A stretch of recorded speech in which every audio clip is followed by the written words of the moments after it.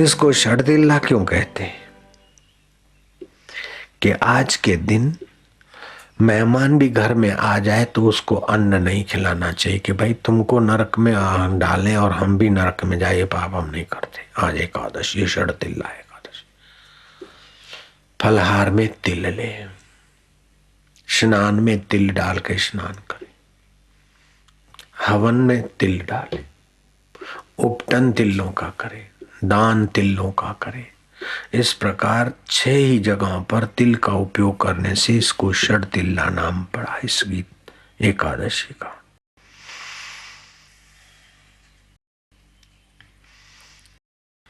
इस एकादशी के लिए बड़ी भारी शास्त्रों ने महिमा गाई है। एकादशी का व्रत पापों का तो शमन करता है, रोगों को खोज खोज कर जठरा में ले आकर स्वाहा करता है, भगवान की भक्ति तो देता है। और कोई लोग बोले चलो एक दिन नहीं खाया, 15 दिन में, मानो रोज का 1 किलो खाते हैं कुल मिला के फल फूल अन्न, और 15 दिन खाते तो 15 किलो खाएंगे, और एक दिन नहीं खाए तो 14 किलो खाएंगे तो कमजोर हो जाओगे। नहीं, 15 दिन में तुम 15 किलो खाओगे, ठीक से पचाओगे कि नहीं ये सवाल है, लेकिन एक दिन उपवास के बाद जो तुम खाओगे वो ठीक से पचाओगे, 15 किलो से ज्यादा को भी आत्मसात कर लोगे, क्योंकि एक दिन आराम मिल गया ना, जठरा को शुद्धिकरण हो गया। और व्रत रखा है, डॉक्टर बोलते हैं उपवास करो नहीं तो ये रोग होगा, ये होगा, ये मजबूरी है, लेकिन भगवान की प्रीति के लिए व्रत रखा तो स्वास्थ्य लाभ तो होता ही है, रोग प्रतिकारक शक्ति तो बढ़ती है, पापों का शमन तो होता है, लेकिन भगवान की भक्ति विशेष में मिलती है। एक बार युधिष्ठिर महाराज ने श्री कृष्ण को कहा कि प्रभु एकादशी की महिमा बहुत लोग गाते हैं, मैं एकादशी का व्रत तो करता हूं, लेकिन श्री कृष्ण मैं आपके मुख से एकादशी का महत्व जानना चाहता हूं। तब श्री कृष्ण मुस्कुराए कि युधिष्ठिर, वेद व्यास जी महान संत अपने समक्ष हैं, और संत की हाजिरी में मैं एकादशी का महात्म्य बताऊंगा, कैसी बात करते हो। व्यास भगवान को प्रार्थना करते, जिन्होंने भागवत की रचना की है, व्यास जी ने, सुखदेव जी के पिताश्री ने, उनको प्रार्थना की गई कि आप ही एकादशी के व्रत का महात्म्य बताओ। व्यास भगवान ने कहा कि एकादशी के दिन अन्न खाना ये दोष देता, और एकादशी के दिन अन्न खाने वाला नीच योनियों को और नरकों को प्राप्त होता है।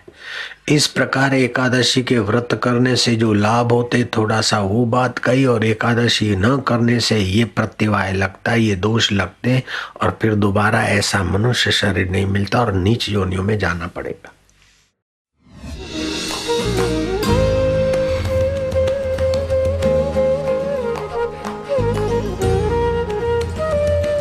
12 फरवरी को विष्णुपदी संक्रांति है, एक ऐसा दिन जो आपके जप व ध्यान के फल को कई गुना बढ़ा देता है। तो क्यों न इस दिन अपने पुण्य बढ़ाने का ही काम किया जाए। भगवान वशिष्ठ कहते हैं कि आज के इस पुण्य काल में किया हुआ जप लाख गुना फलदायी होता है। 100 गुना, 1000 गुना, 10,000 गुना तो सुना है, लेकिन विष्णुपदी संक्रांति के दिन का जप लाख गुना माना गया है। जिनको ब्रह्मचर्य व्रत में संयम में फिसलाहट होती है, ओम आर्यमाय नमः, हम पितृदेव जो भगवान का स्वरूप है, पितरों में शिरोमणि है, अर्यमा जी ब्रह्मचर्य में पूर्णता को पाए थे, उन्हीं का स्मरण करके उन्हीं के पवित्र आशीष वाला मंत्र जपते हैं, ओम अर्यमाय नमः। एक बार जपो तो लाख गुना आज हो जाएगा। आरोग्य वाले ओम हंसम हंस एक आधमाला कर लो आरोग्य के लिए। और अच्युताय गोविंदाय अनंताय नाम भेषजाम नश्यन्ति सर्वरोगाणि सत्यम सत्यम वदामि हम। भगवान सुश्रुत का ये मंत्र वो भी जप करना हो कर सकते, गुरु मंत्र का जप भी कर सकते, और ओमकार मंत्र जो बताया गया गायत्री छंद आदि, उसका भी जप कर सकते हैं। बापूजी अपने साधकों को ऐसी तिथियों का सही इस्तेमाल कर ज्यादा से ज्यादा जप व ध्यान करने की सलाह देते हैं और साथ में वासना खत्म कर ध्यान भजन बढ़ाने का तरीका भी समझा रहे हैं। और वासना क्षय, वासना मिटाने के लिए संकल्प करो तो बहुत बड़ा भारी लाभ होगा। 60,000 वर्ष तपस्या किया, हिरणपुर बनाया, लंका बनाया, लेकिन वासना के अनुसार सुखी होना चाहा तो अंत में हार गए। लेकिन शबरी भीलड़ ने, रहीदास चमार ने, सदना कसाई ने, धन्ना जाट ने, राजा जनक ने और भी कई असंख्य लोगों ने गुरु के कहने के अनुसार वासना मिटाई तो पूर्णता को पा लिया। पूर्ण गुरु कृपा मिली, पूर्ण गुरु का ज्ञान। आगे का तुम समझ लो। आसुमल से हो गए साईं। तो वासना पूर्ति के बाद आदमी वहीं आ जाता है थक करके, लेकिन वासना निवृत्ति के फलस्वरूप आदमी अपने सच्चिदानंद आत्मा परमात्मा को पा लेता है। तो वासना निवृत्ति कसम खाने से नहीं होती, जेल में जाने से भी वासना निवृत्ति नहीं होती। गंदी वासना के कारण जेल में गए और फिर जेल में से बाहर आए, तभी भी वासनाएं तो वो छुप के भी आदमी उस वासनाओं में घसीटा जाता है।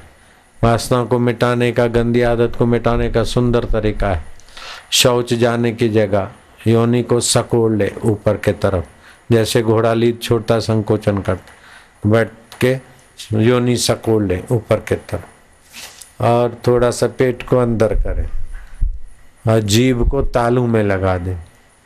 पहली उंगली अंगूठे के साथ मिला दे, 3 उंगली सीधी, और श्वास अंदर जाए, भगवान का नाम बाहर आए तो गिनती। लेकिन उसके पहले प्रतिज्ञा करे कि मैं ये जप कर रहा हूँ वासना निवृत्ति के लिए, ईश्वर प्राप्ति के लिए। वासना निवृत्ति हो गई तो ईश्वर प्राप्ति सहज हो गया। ईश्वर प्राप्ति हो गई तो बाकी क्या बच गया बताओ। इंद्र पद भी उसके आगे नन्हा है।